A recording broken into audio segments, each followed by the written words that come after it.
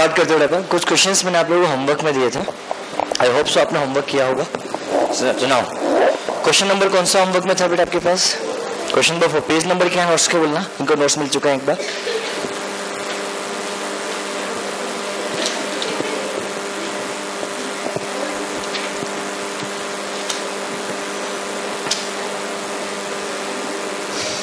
Page number, अरे अच्छा है.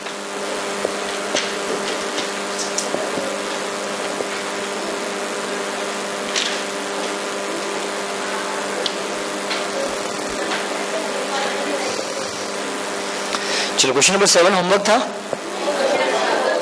4 होमवर्क था. चलो क्वेश्चन नंबर 4 पे हम आते हैं. The balance sheet of x limited and its subsidiary Y limited as on 31 March 2014 are given below. Share holders fund question में आपके पास गिवन है. इसमें equity share capital, general reserve, profit and loss account, current liabilities के अंदर आपके पास creditors given है. असेट्स के अंदर जब बात करते हैं बिल्डिंग, फर्नीचर, मशीनरी, इन्वेस्टमेंट और स्टॉक, डेटर्स एंड कैश की इंफॉर्मेशन भी क्वेश्चन में आपके पास गिवन है. ये सारी बातें यहाँ गिवन है. उसके बाद जब नेक्स्ट पॉइंट के बारे में बात करते हैं, you are required to prepare consolidated balance sheet of x limited and its subsidiary Y limited as on 31 March 2014 together with the working notes of giving effect on the following relevant information. X Limited acquired 80% shares, equity shares in Y Limited on the 1st July 2014 at a cost price rupees 4,48,000. अब समझना बेटा, balance sheet के अंदर holding company की balance sheet में investment दिख रहा है. होल्डिंग कंपनी की बैलेंस शीट में इन्वेस्टमेंट दिख रहा है. यस, होल्डिंग कंपनी की बैलेंस शीट में इन्वेस्टमेंट कितना दिख रहा है बेटा? 4,48,000. अब ये इन्वेस्टमेंट कहाँ पे क्या है, ऐसा क्वेश्चन में कोई इन्फॉर्मेशन अवेलेबल नहीं थी. तो क्या आप आइडेंटिफाई कर सकते हो क्या? हाँ, कि क्वेश्चन की एडिशनल इन्फॉर्मेशन वापस बोल के रखा है कि जो इन्वेस्टमेंट हमने किया है वो इन्वेस्टमेंट कहाँ पे किया है? एस लिमिटेड, वाई लिमिटेड में किया है. बोलो हाँ है ना. होल्डिंग कंपनी कौन है बेटा? एक्स. वाई लिमिटेड कौन है बेटा? सब्सिडी. कैसे बता? एक्स ने वाई में कितने शेयर होल्ड किया है? 80%. That mean X is the holding company and Y is the subsidy company के बारे में अपन ने यहाँ पे बात किया. और जो इन्वेस्टमेंट आपने परचेज की है, ये कितने परचेज किया? 4,48,000 रुपीज में आपने क्या किया बेटा? परचेज किया. क्या पॉइंट सभी को क्लियर है? इसके बाद अब नेक्स्ट पॉइंट के बारे में बात करता हूँ. हाँ, और इन्वेस्टमेंट कब किया गया? 1 जुलाई 2013 के दिन यहाँ पे क्या किया गया? इन्वेस्टमेंट किया गया. और वेटिंग में पहुंच, और इससे ये समझ में आ रहा है अगर इस डेट का प्रॉफिट आपके पास अवेलेबल होगा तो आपको टाइम एडजस्टमेंट करने की आवश्यकता नहीं होगी. बट इस दिन का प्रॉफिट आपके पास अवेलेबल नहीं होगा तो टाइम एडजस्टमेंट करना पड़ेगा. ठीक है. The profit and loss account of X Limited interim dividend declared by the Y Limited on the 1st July 2014 at the rate of 10% per annum is including. मतलब Y Limited ने जितना dividend डिक्लेयर किया, Y Limited ने जितना dividend डिक्लेयर किया, क्या Y Limited डिविडेंड डिक्लेयर किया है? कितने परसेंट से किया बेटा? 10% से. तो Y Limited ने जितना डिविडेंड डिक्लेयर किया है वो डिविडेंड क्या X को मिला होगा? अरे X आपको वाई, मैंने आपकी कंपनी में शेयर इन्वेस्टमेंट करके रखा है, तो क्या आप मुझे डिविडेंड दोगे? तो आप डिविडेंड दोगे तो क्या वो मेरे लिए इनकम है? तो देखा जाए कल के लेक्चर में मैंने आपको ये बताया था कि अगर डिविडेंड मिल रहा है तो कैपिटल प्रॉफिट मिल रहा है, तो उस सिचुएशन के अंदर मैं आपसे बोलना चाहता हूँ क्या उस डिविडेंड के अमाउंट को इन्वेस्टमेंट की कॉस्ट को कम करना चाहिए? बोलो. बट आपने क्या कर दिया? उसको P&L में क्रेडिट कर दिया. क्वेश्चन खुद ही बोल रहा है.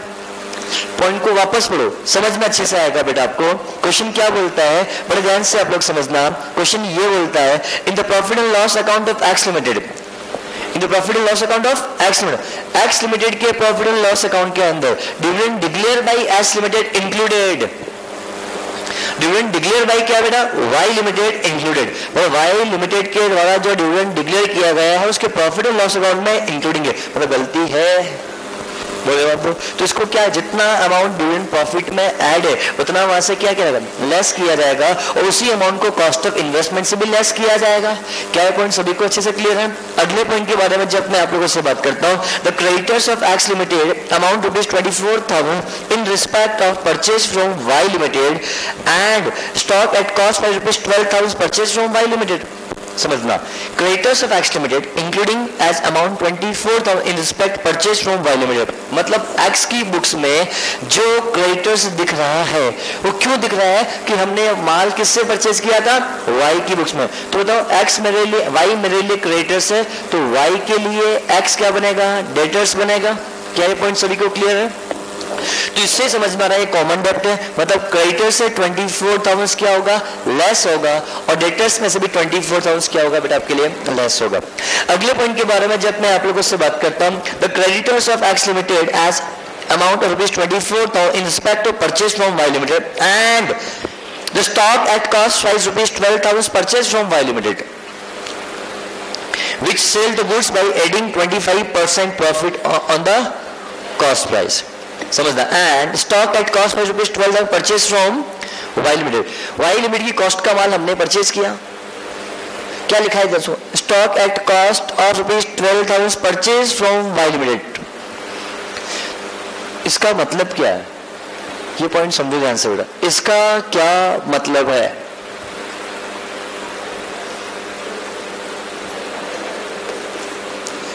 क्या इसके अंदर प्रॉफिट का अमाउंट ऑलरेडी इंक्लूडिंग है या इंक्लूडिंग नहीं है?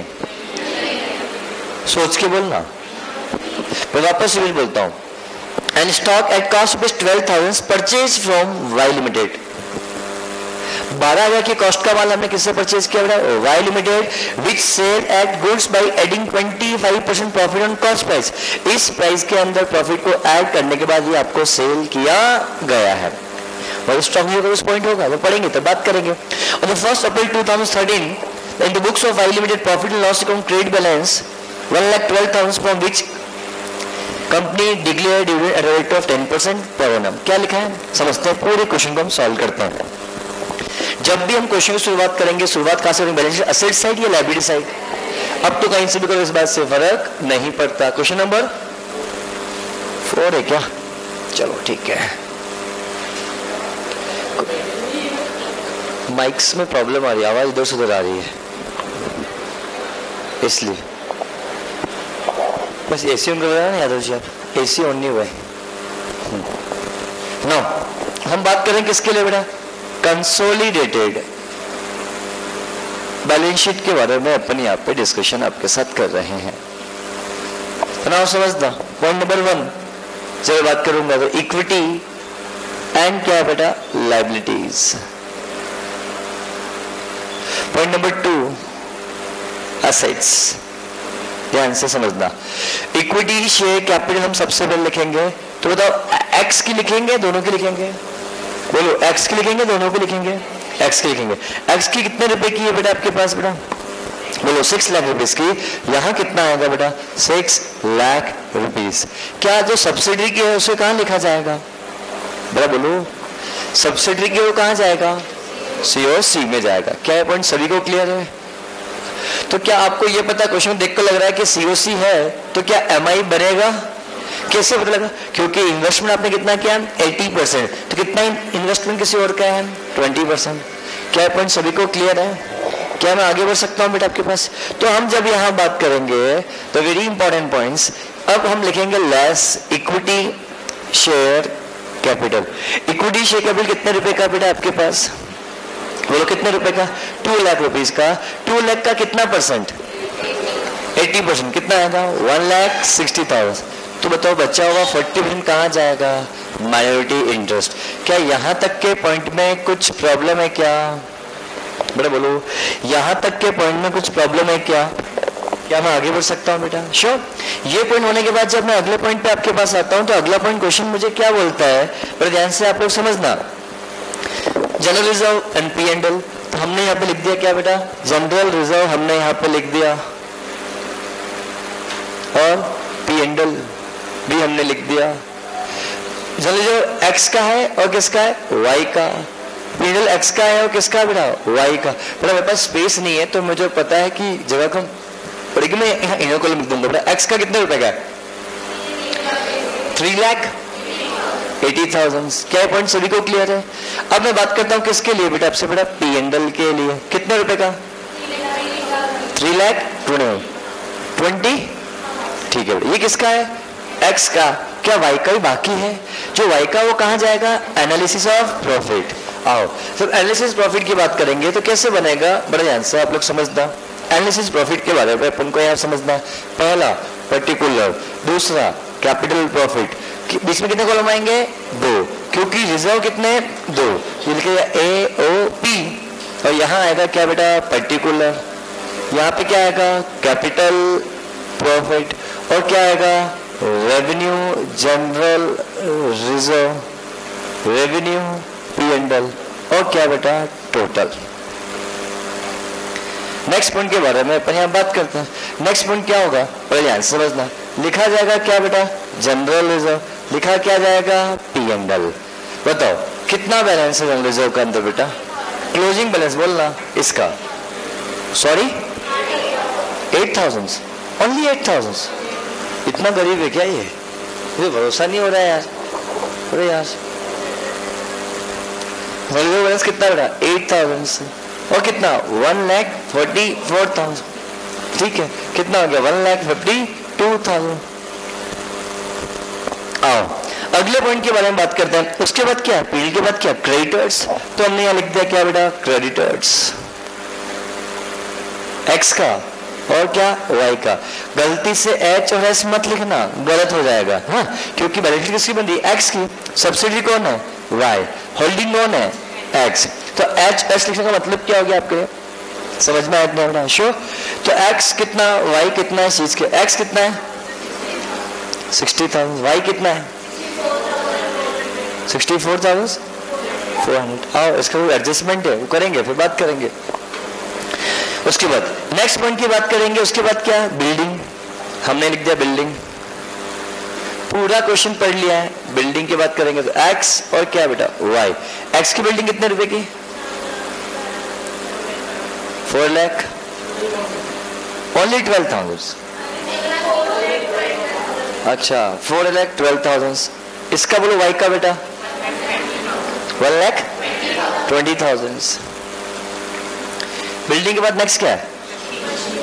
मशीनरी। एक्स का बोलो, वाई का? एक्स का, वाई का कितना? एक्स हो गया, वाई हो गया। नेक्स्ट एक्स के बाद वाई हो गया। नेक्स्ट फर्नीचर, एक्स और वाई कितना? 12,400। Is it clear? Next investment कहाँ भूल गई? इन्वेस्टमेंट कहाँ जाएगा? सेम, तो उसको लिखना है। इन्वेस्टमेंट कितने रुपए का अमाउंट है बेटा? 4,48,000। Is it clear? Now next point के बारे में आप लोगों से बात करता हूं। नेक्स्ट पॉइंट क्या है बोलो? स्टॉक। स्टॉक की बात करते हैं। स्टॉक का पॉइंट क्या होगा? लिखते हैं स्टॉक एक्स का और वाई का। कितने रुपए का बेटा? 1,36,000 प्लस 80,000 का, 80,800 रुपीज का। क्या पॉइंट सभी को क्लियर है? क्या यहां तक के पॉइंट में डाउट है किसी को? क्या क्लियर? स्टॉक के बाद नेक्स्ट पॉइंट क्या किया मैंने? क्वेश्चन क्या? Sorry debtors. हमने ये डिस्कशन कर दिया। डेटर्स कितना? 1,12,000। लिख दो लाइन छोड़ के 1 लाख। ठीक है बेटा। और 63,200। नेक्स्ट कितने रुपए का है बेटा? 1,32,000 और 44,000। Is it clear? क्या मैं आगे बढ़ सकता हूं? बड़ा बोलो। नेक्स्ट पॉइंट के बारे में अपन बात करते हैं। नेक्स्ट पॉइंट क्या होगा? बड़े ध्यान से आप लोग समझना। बोलो कोई दिक्कत है? नाउ ये हमने सिर्फ बैलेंस शीट के सारे आइटम को पुट किया। अब अगले पॉइंट के बारे में जाते हैं। अगला पॉइंट बड़े ध्यान से आप लोग समझना। Ax Limited acquire 80% shares in Y Limited on the 1st July 2019. The cost price rupees 4,40,000. इस पॉइंट का इफेक्ट हो चुका है, होना बाकी हो चुका ना बेटा? देखो ना 448 हम लिख चुके हैं बेटा। ठीक है, अब मुझे बताओ इस पॉइंट से सिर्फ एक चीज समझ में आएगी कि हमें क्या करना है? Time adjustment. ठीक है करेंगे। बट आओ पहले हमारे पास क्या ओपनिंग बैलेंसेस कुछ गिवन है क्या प्रॉफिट के रिगार्डिंग? बेटा बोलो कितने रुपए का? 1,12,000। तो बैलेंसिंग फिर कितना आया? डैश डैश डैश डैश 32,000 ये आपका बैलेंस। एक बात पूछना चाहता हूं बेटा, क्या इस क्वेश्चन में डिविडेंड का आइटम है? तो टाइम एडजस्टमेंट करें या पहले डिविडेंड का ट्रीटमेंट करें? पहले डिविडेंड को टाइम एडजस्टमेंट पहले ऐड किया जाएगा, फिर टाइम एडजस्टमेंट किया जाएगा और फिर वापस करेंगे बेटा। तो मैंने डिविडेंड के लिए क्या बताया था आपको बेटा? डिविडेंड के लिए मैंने क्या बताया था? रेवेन्यू P&L के बारे में आप लोगों से बात करता हूँ। तो जब रेवेन्यू P&L के बारे में जब आप लोगों से बात करूंगा तो रेवेन्यू P&L के बारे में बात करता हूँ। रेवेन्यू P&L में ऐड करेंगे लेस ऐड, क्योंकि ये डिविडेंड लेस किया जा चुका है। तो कितना अमाउंट है बेटा डिविडेंड का? देखो क्वेश्चन क्या बोलता है 10%। तो 10% किसका होगा? 6 लाख का या 2 लाख का? 2 लाख का 6 लाख का? 2 लाख का। कितना होता है? 20,000। तो यहाँ पे ऐड किया जाएगा। क्या पॉइंट सभी को क्लियर हुआ? यहाँ पे ऐड कर दो क्या बेटा? डिविडेंड। चाहे डिविडेंड किसी भी नाम से आपको घबराने की आवश्यकता नहीं है। 1,20,000 डैश 52,000 डैश बैलेंस की बात करेंगे। अब इसके बाद क्या किया जाएगा? एडजस्टमेंट। किसका बेटा? टाइम एडजस्टमेंट किया जाएगा। जब मैं टाइम एडजस्टमेंट की बात करूंगा तो 52,000 divided multiply by 3 divide by 12। ये क्यों किया? सभी को क्लियर हुआ? क्यों किया? क्योंकि हमने इन्वेस्टमेंट कब किया? 1 जुलाई को किया। इन्वेस्टमेंट कब किया बेटा? 1 जुलाई को। मतलब डेट ऑफ इन्वेस्टमेंट से पहला प्रॉफिट क्या होगा? प्री, और डेट ऑफ इन्वेस्टमेंट बाद का प्रॉफिट क्या होगा? पोस्ट। तो प्री प्रॉफिट के बारे में बात करूंगा तो कितने महीने का? 3 मंथ, अप्रैल मई जून। 1 जुलाई को तो कम टेक ओवर कर लिया, तो 1 जुलाई से पहले 3 महीने। क्या पॉइंट सभी को अच्छे से क्लियर है बेटा? ये पॉइंट सभी को अच्छे से क्लियर है? इसमें कोई दिक्कत है क्या? क्या मैं आगे बढ़ सकता हूं बेटा? बोलो क्लियर। अब मैं जब अगले पॉइंट की बात करूंगा तो कितना अमाउंट आएगा? 13,000। कितना आया? 1,33,000 डैश कितना आएगा? 39,000। Is it clear? यहां तक के पॉइंट में किसी को कुछ भी प्रॉब्लम है? क्या मैं आगे बढ़ सकता हूं? Yes please. यस बेटा। तो जो तो क्लोजिंग गिवन 8,000 बेटा। ओपनिंग कितना है? गिवन ही नहीं क्वेश्चन में इंफॉर्मेशन। तो जितना क्लोजिंग उतना ही हम ओपनिंग मानेंगे। कल डिस्कस किया था, याद करो। सॉरी, हाँ, यस,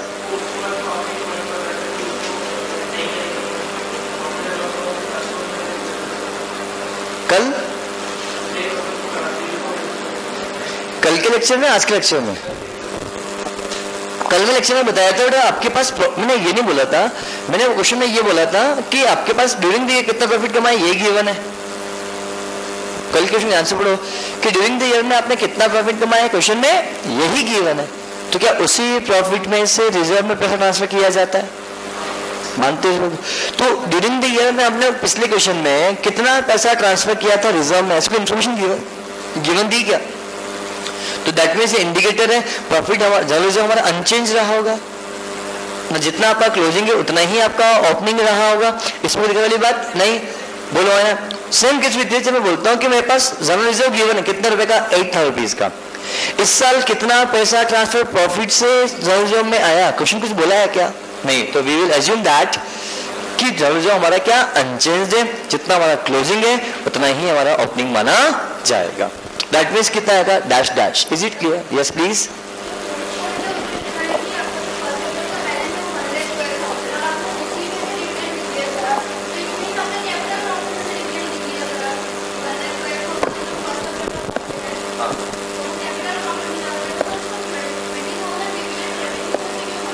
हाँ, बस 2 मिनट और, सिर्फ 2 मिनट और। क्या मैं आगे बढ़ सकता हूँ बेटा? बेटा बोलो क्लियर। अब मुझे बताओ, हमने टाइम एडजस्टमेंट कर दिया, तो मुझे बताओ क्या डिविडेंड लेस कहाँ से होना चाहिए? कैपिटल प्रॉफिट का। तो हमने यहाँ पे क्या क्या डिविडेंड यहाँ से लेस कर दिया। कितना बेटा? 20,000 रुपीज। ये यहाँ लेस होने के बाद ये अमाउंट कितना है बेटा 39,000 डैश कितना आया 1,13,000 रुपीज आपका आना चाहिए। अब क्लियर? अभी डाउट है?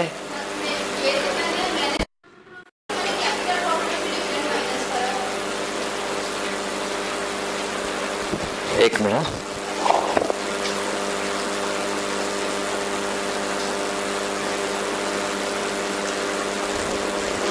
ध्यान समझना बेटा, मैं आपसे क्या बोलना चाह रहा हूँ वो ध्यान से आप लोग समझना। अच्छा आपने क्या किया 12,000 को यहाँ से लेस किया, ठीक है ठीक है ठीक है, हाँ, और फिर बैलेंसिंग फिगर में कितना आया?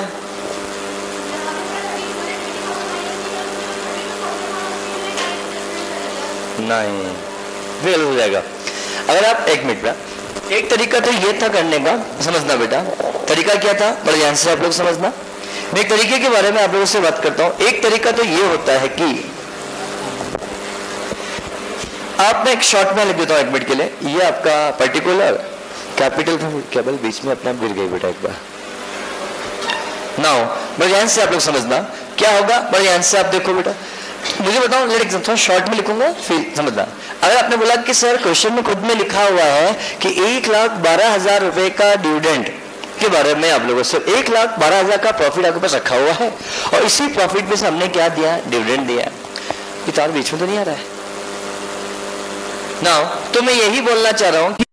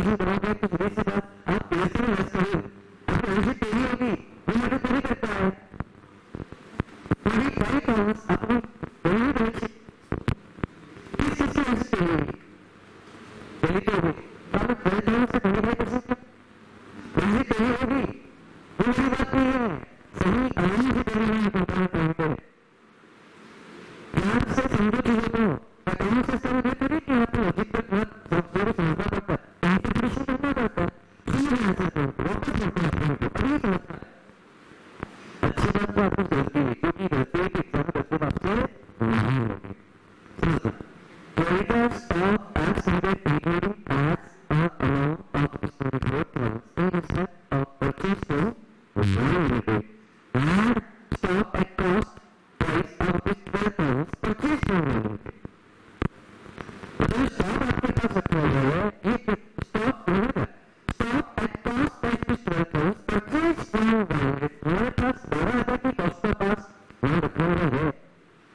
Answer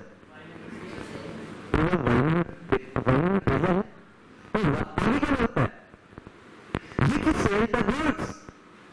which sell the goods earning 25% profit on the cost price उसकी क्या cost price है तो cost पूरा GST selling price है हमारे क्या तो सर से एग्जाम्पल अगर मैं 10,000 का माल आपको 15,000 लेता हूँ तो आपके 15,000 का कॉस्ट है तो मेरे कॉस्ट है तो 15,000 सेलिंग प्राइस है ना अरे हाँ तो ये चीज अगर मैंने दूसरी कॉस्ट 70 रुपए की और 12,000 रुपए की तो जो आपकी कॉस्ट होगी उस कॉस्ट में आपने 25% प्रॉफिट ऐड करके मुझे माल बेचना होगा तो वो आपके क्या सेलिंग प्राइस है तो अगर 12,000 रुपए का माल कॉस्ट है तो 12,000 रुपए का हाई प्राइस सेलिंग प्राइस नहीं अरे हाँ जो कुछ मेरे पास रखा हुआ है स्टॉक में which sell my at adding 25% in cost कहाँ से होता है छोटा छोटा का वापस से कहाँ से होता है छोटे नहीं समझता वापस किए जाऊंगा एक एक को बहुत अच्छे से छोटे ही समझता हूँ कौन से लिस्ट है ना तो एक 74 से ऐसे भी लिस्ट 24 ऐसे हाँ कौन लगता है ना आने समझे तो अरे हाँ हाँ नहीं तो 20% ऐसे नहीं होता मुझे सही से बात 100 रुपए का माल अगर होता है उसमें 25% ऐड किया जाता है तो 125 तो 12,000 रुपए 125% ऐड तो प्रॉफिट का अमाउंट कितना अमाउंट 2,000 रुपए की है आपके पास आएगा जो है और कितना है 24 है okay is it clear that's it क्या तुम सभी समझ में आएगा क्यों अगर 20% लगाओगे तो भी कितना होगा इज इट क्लियर क्या तुम सभी समझ में आया पॉइंट कितना आसान पॉइंट था पॉइंट क्वेश्चन का था इसमें क्वेश्चन का भी था पॉइंट नहीं लगा उसमें ऑलरेडी नहीं पॉइंट्स तुम आगे हो सकते हो बट वो तो मुझे बताओ इस पॉइंट में टेक्निकल स्टॉक है सर इसे कितना इफेक्ट परफेक्ट क्या था स्टॉक की वैल्यू में से कम किया था और वेल्डिंग करने के प्रॉफिट में से लेस किया जाएगा तो वेल्डिंग करने के प्रॉफिट में से 24 लेस कर दिया स्टॉक की वैल्यू में से भी 24 हमने क्या कर दिया लेस कर दिया क्या तुम अब किया अच्छे से क्या ये तुम अच्छे से किया है अन्य चीजों के बारे में जो अपने आप लोगों से बात करते हैं हाँ बोलो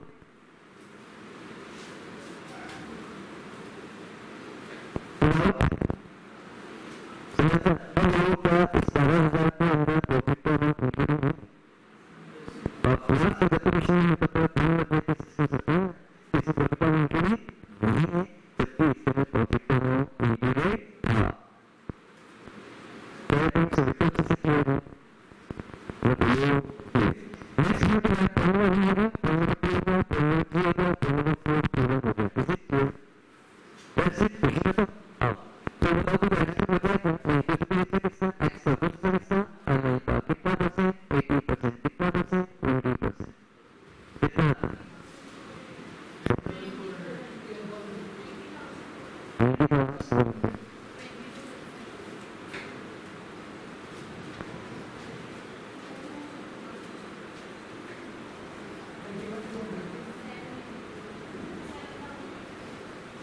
एक्स को बताओ सर नमस्ते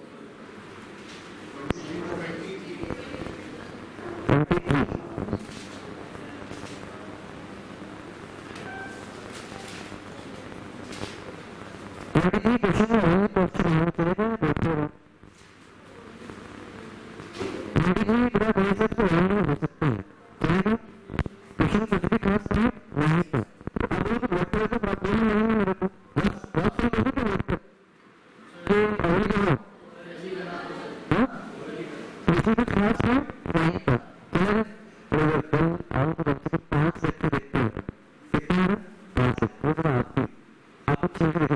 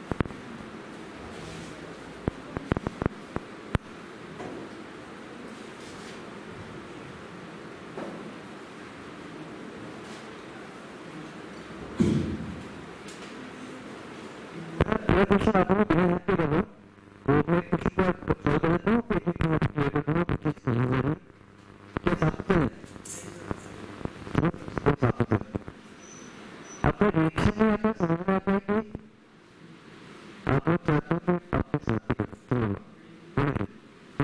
सिगरेट्स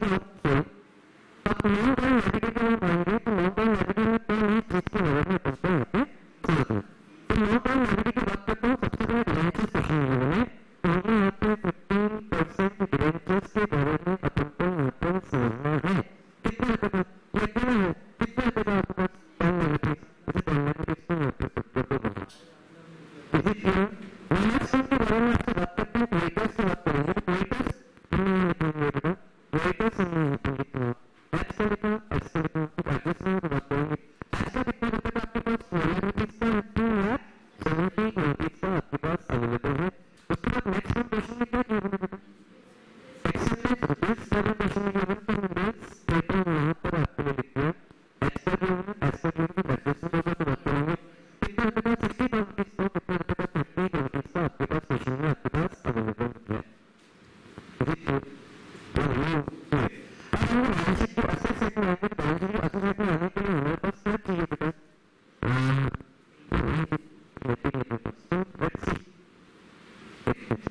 यहाँ पे आपको असेट करेंगे असेट शुरुआत होगी तो उसके इससे क्या होगा प्रीमाइसेस के बारे में अपन बात करते हैं तो प्रीमाइसेस पॉइंट नंबर 2 जो हम बात करेंगे प्रीमाइसेस से एक्स्ट्रा जो है एक्स्ट्रा कितने रुपए का प्रीमाइसेस जो है 15 लाख रुपए का क्वेश्चन में आपके पास गिवन है और 9 लाख रुपए का यहाँ पे आपके पास क्वेश्चन में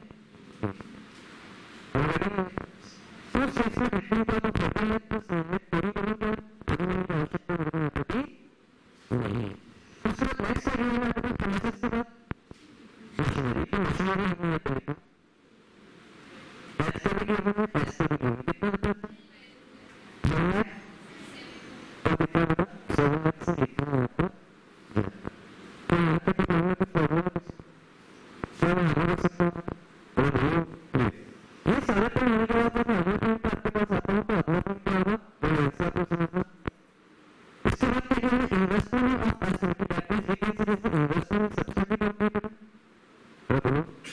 इन्वेस्टमेंट ऑफ एसिड कितना रुपए का 17 लाख रुपए का आपके पास क्वेश्चन में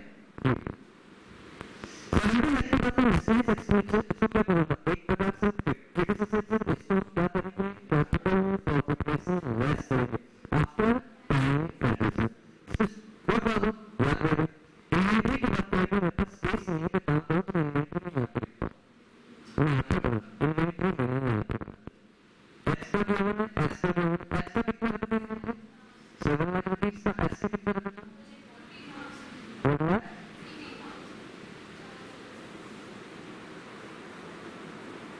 ऑलरेडी तो यहाँ पे कितना कुछ प्रॉब्लम है के बारे में जब मैं आप लोगों से बात करता हूँ इन्वेंटरीज के बारे में डेटर्स हमने यहाँ पे लिख देते हैं वहाँ से डेटर्स एक्स्ट्रा कितना रुपए का 5 लाख रुपए एक्स्ट्रा 1 लाख 20,000 एक सीजन में एक्स्ट्रा कितना रुपए 1 लाख एक्स्ट्रा 80,000 टाइम की बात करें कितना 3 लाख 80,000 तो कितने रुपए का बता 2 लाख नेक्स्ट के बारे में हम बात करते हैं क्वेश्चन नंबर 1 प्रपोज हुआ है इस केस में क्या होगा हमने शेयर का परचेज किया 1 अप्रैल 2010 को मतलब देखा जाए तो 1 अप्रैल बिलिंग के जितना प्रॉफिट कमाया तो 13 का पूरा प्रॉफिट होगा रेवेन्यू प्रॉफिट होगा मतलब यहाँ पे सेशन में कोई एडजस्टमेंट करने की आवश्यकता नहीं है जिस दिन का प्रॉफिट जिस दिन हम इन्वेस्टमेंट करते हैं वहां तक का प्रॉफिट क्या बनेगा पहले दिन उसके बाद का क्या बनेगा यही प्रॉफिट तो क्या यही प्रॉफिट ये तो बिलिंग ऑफ द प्रॉफिट है तो क्या यहाँ पे हमें ऑलरेडी डेट तक इन्वेस्टमेंट का प्रॉफिट अवेलेबल है तो क्या हमें यहाँ पे टाइम एडजस्टमेंट करने की आवश्यकता होगी क्या आंसर इज नो हम के बारे में हम आपको से बात करते हैं कि this receivable of as many retail cities that are accepted by as limited मतलब यहाँ पब्लिश कर यहाँ कितने रुपए का है बोलो यहाँ कितने रुपए का है चलिए सीधी सी बात आपको ये पता है बिहार में से 30,000 लेस करने का तो एक दिन दिया है तो एक दिन इसके बारे में बात करते हैं तो फिर हम नेचुरल रेवेन्यू टेस्ट करते हैं और गेटिंग बोलो ये कहूँगा कितने रुपए का उसके बाद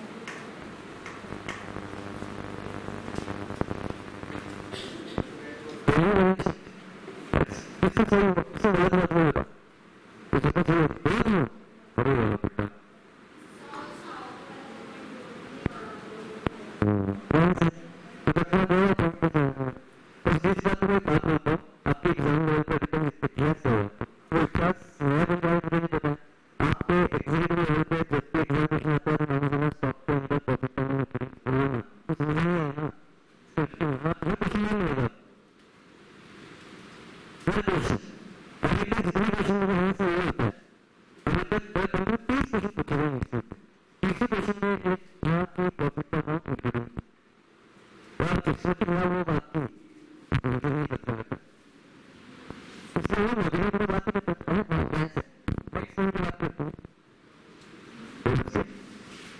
पूरे काम में आपको नाम का एप्लीकेशन होना चाहिए